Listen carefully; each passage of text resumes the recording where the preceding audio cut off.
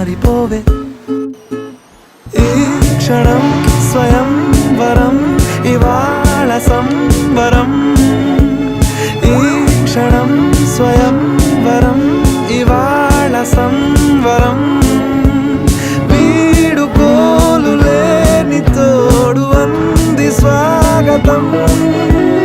ఈ క్షణం స్వయంవరం ఇవాళ సంబరం